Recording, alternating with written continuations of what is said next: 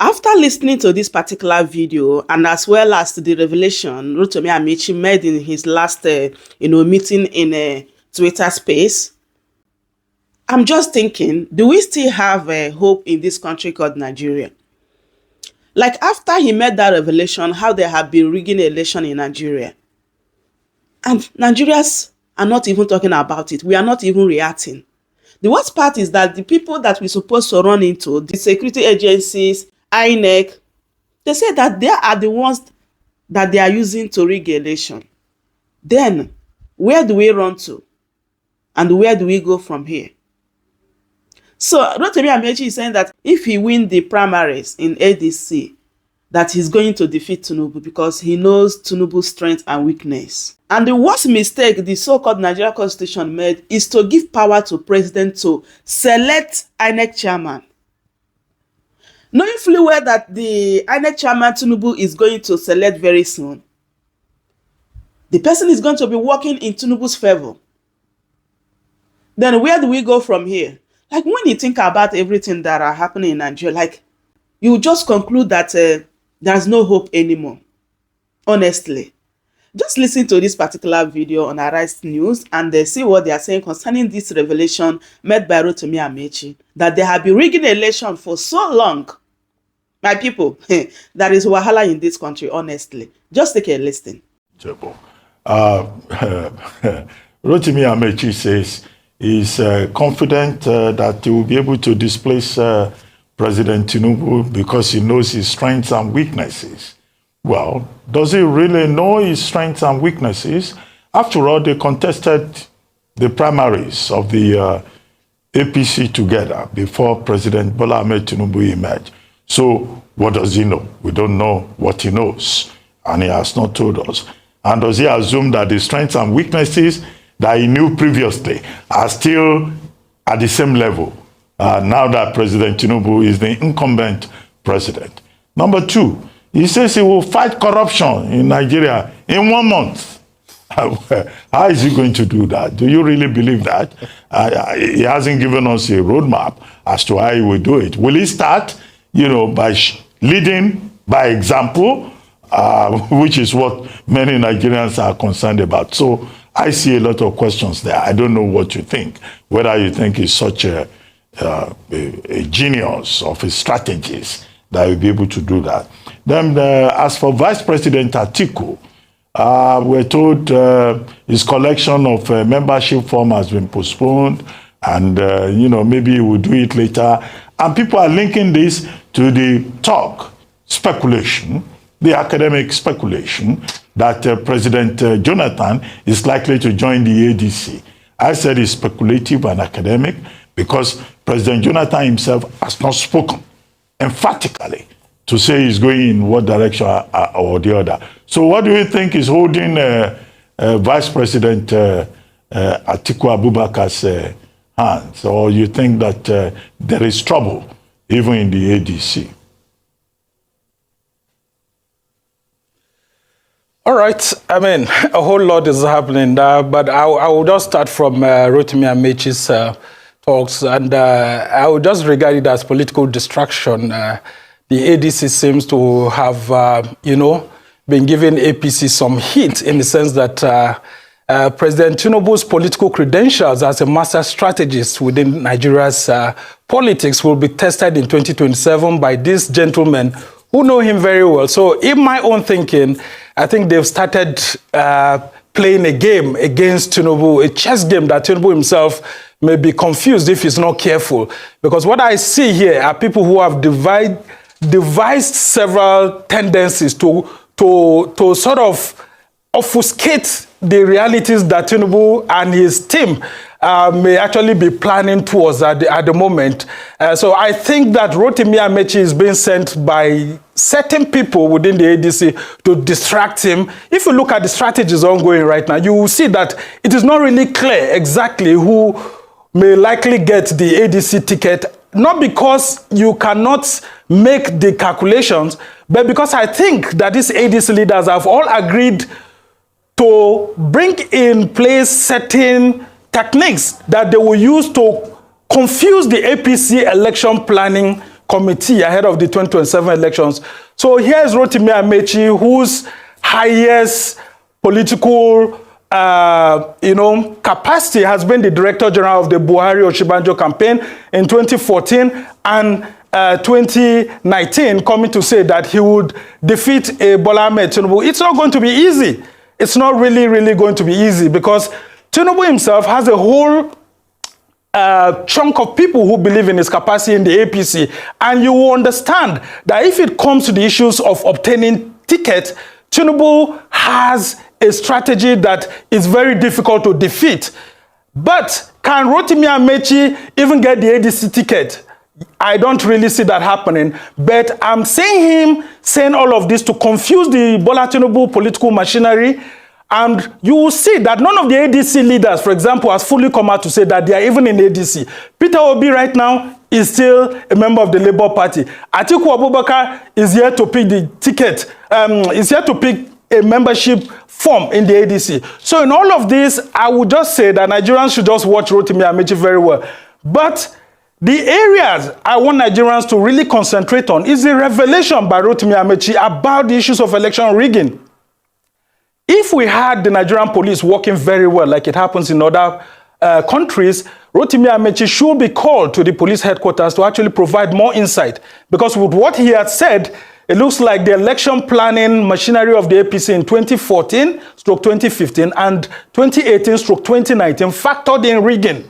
And people like those who were in charge, like Babatunde Fashola, I mean, they should come out and clear the air. If Amaechi says that a group of governors usually meet, a group of agencies of government are usually asked to bring monies, shouldn't the APC, as Nigeria's governing party, be providing clarity to Nigerians on that? Because I see it as an indictment. Okay.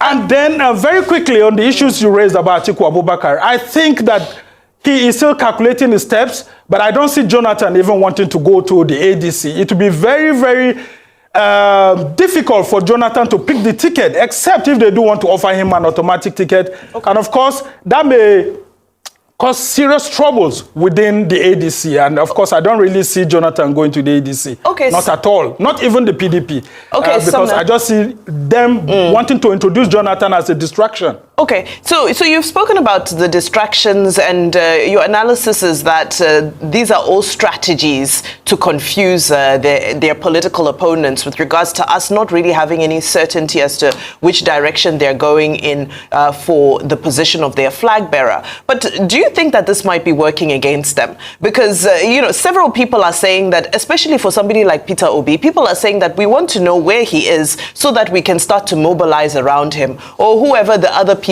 are saying, if this is the person, then let us know in time so we can mobilize. Is time on their side for this type of game? Vimba, haven't you seen what is happening in the political parties? With accusations that President Tinubu seems to be sending his APC chieftains and others to actually cause chaos in the political parties. The ADC is accusing the presidency of interfering and allegedly sponsoring several people to dismantle the party. The same thing with the PDP accusing the presidency. The same thing with the Labour Party and all of that. So, I mean, from political watchers that I've talked about and party insiders, they said that it's too early because we have till July, about June, July, August next year for candidates to emerge. And they say it's too early for them to actually come together and present a united front. Because if they do that, Bola Tinubu will use his machinery, political machinery, and the political machinery of the government, coercive apparatus of state, to actually interfere in that party and cause problems. So it's a strategy within them to continue to confuse. So the APC will be planning against a Peter Obi, planning against an Atiku Abubakar, planning against Rotimi Amaechi at the same time. Don't you think that it is an advantage for these opposition leaders? Well, that's the way they see it. Because if they do come out and concentrate on one person and reveal that person right now, the APC will be strengthened to be able to fight that person. So in one way or the other, if you look at it, they have a point. But in reality, Atiku Abubakar, the pressure seems to be on him so much to actually pave the way for the younger people to come out. And one strategy that is not being said here is that they may not even use the ADC as a political party. Okay. And that's what I've been told by some of them. So the APC should watch out, and the confusion will continue until these opposition leaders eventually settle for one political party. What that party will be is not what any of us can tell for now. Okay, I mean, you've just given very, very juicy information to the APC. I'm sure today, too, in the political fold, they will have known. So, I mean, this ruse continues. At first, it was the SDP. A lot of people gravitated towards the then it's not the SDP, that is the ADP. But, sometimes, you need to know why I'm laughing this morning. A DG of a campaign, the DG that ran the campaign, is telling you that they were plans for rigging. You are saying the other people should come out and talk against it. We are waiting somewhere. The DG that ran the campaign has told you something. And you are saying people should come. It's an indictment. It's something. We speak English too much in this country. It's the DG. He ran the campaign. He's telling you what he did. He's giving you evidence. He's telling you. And second question I'd like to ask you sometimes. Do you think that there's been any election in this country since you've been covering election that is devoid of rigging? Show me one that all the parties involved did not rig. Show me one. That's my question to you. All right. I mean, you've raised an important part. And I just want to read, quote what Ibrahim Mantu, former Deputy Senate President, who is late now, who was of the PDP, has said. And please, this is a quote. He says, all our elections in the past, I have been in this game for about 40 years. And I tell you, each time it is not necessarily when I am contesting election, but when my party sponsors a candidate, I would like the candidate to win an election. What we used to do before, we make provisions for Inec, that's Independent National Electoral Commission. We make provisions for security agents. We make provisions for even agents of other parties so that they will not raise any objection to whatever we're able to get. So whether I rig myself or not by providing those resources, financial inducement to officials, I am rigging. This is a revelation that was made by Ibrahim Mantu in 2018, where he categorically stated that since the return to democracy, the governing parties have been rigging elections. That was under the PDP era. And now you have a Rotimi Amaechi who was DG campaign under the APC era, repeating the same thing that the election planning committees of these governing parties actually factor in rigging. So what is the police waiting for? What is the Economic and Financial Crimes Commission or the ICPC? What are they waiting for? Because this says that the will of the Nigerian people is not being allowed to prevail. Yes. And ahead of the next elections, what is INEC going to do to tell Nigerians that their will prevail? Well, the incumbent INEC chairman will not be the one to conduct the elections. And that's why I'm appealing to Nigerians to put more focus on the next INEC chairman that will be appointed to ensure that they pressure the executive to ensure that the right person who has the interest of the country is appointed INEC chairman. Because whether we like it or not, based on these revelations, the governing political parties, the major political parties are factoring rigging as part of the election winning plans. I just want to make this point quickly. I'm sorry to burst your bubble, Somna. That will not happen. As long as it's the president of the country that selects who is going to be the INEC chairman and is also running in that election. Those were the things the Uwais reports talked against in the first place. That will not happen. And that's the sad reality. And you are saying INEC should go after them. With due respect, Somna, has INEC told us what constitutes the technical glitch alone in the last election? So maybe INEC should start by telling us what made up the technical glitch in the last election. And Amaechi also attacked Jonathan. You know, in all of this, he attacked other people and Jonathan. He said he doesn't regret working against it. So the question is, INEC that has not started by telling us what made up the technical glitch in the last election, are you the ones that are saying that they should take action as regards the revelation being made? Let's not deceive ourselves, Somna. Thank you so much. God bless you. Thank you. My people, that is it. Like, I'm laughing with Rufai Osene because the whole thing that are going on in Nigeria is so laughable. Yes, it's so laughable.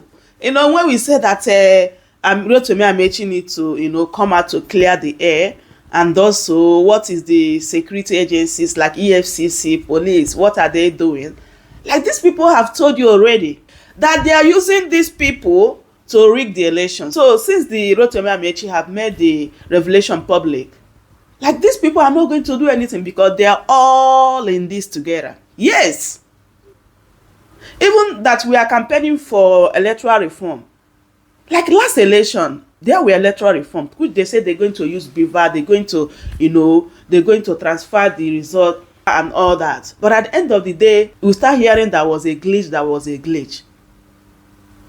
And the last hope of the common man, the so-called judiciary, they are all in this. So the whole thing is so annoying, honestly.